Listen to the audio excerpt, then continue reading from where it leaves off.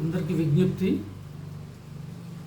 మానవుల వికృతి రూపాలు, ప్రకృతి శాపాలు. మన ప్రధానమంత్రి మోడీ గారు స్వచ్ఛ భారత్ స్థాపించి సుమారు 10 సంవత్సరాల నుండి ఎంతో ప్రయత్నం చేస్తున్నారు.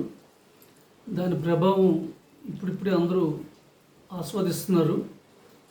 కానీ ముఖ్యమైన విషయం, మనలో చాలామంది రైలు ప్రయాణంలోనో, బస్సు ప్రయాణంలో, కారులో, వివిధ వాహనాల్లో వెళ్తున్నప్పుడు ఖాళీ ప్లాస్టిక్ సీసాలు, ప్లాస్టిక్ వ్యర్థాలు కిటికీ నుండి దారి మధ్యలో పడేస్తున్నారు. అలా రోజుకి కొన్ని లక్షల ఖాళీ సీసాలు, ప్లాస్టిక్ వ్యర్థాలు ఈ పొలాల్లోనూ ఖాళీ ప్రదేశాలు పడిపోతున్నాయి. అవి చెరువుల్లోన, కాలువల్లోకి వెళ్ళి చివరికి సముద్రంలో కలిసి ఎంతో జీవ వైవిధ్యానికి చాలా ప్రమాదకరంగా మారుతుంది. 84 లక్షల జీవరాశులు అన్నిటికీ వీటి వల్ల ఇబ్బంది వస్తుంది. మొక్కలు, చెట్లు నాశనం అయిపోతున్నాయి. పర్యావరణం చాలా తీవ్రంగా దెబ్బతింటుంది. హుదూదు, ఫణి,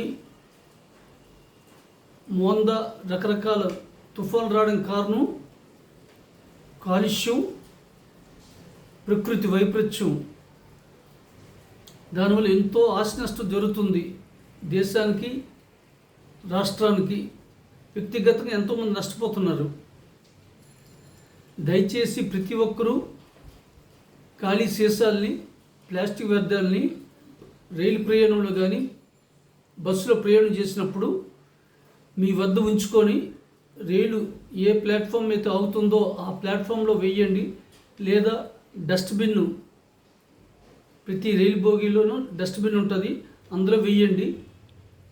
దీని మీద కొద్దిగా శ్రద్ధ వహించి మీ పక్క వాళ్ళకు కూడా తెలియజేసి పర్యావరణాన్ని కాపాడతారని, దీని మీద అందరూ ఆలోచించి మంచి సహకరిస్తారని కోరుకుంటూ ఈ వీడియోని అందరికీ ప్రచారం చేయవలసిందిగా కోరుకుంటున్నాను.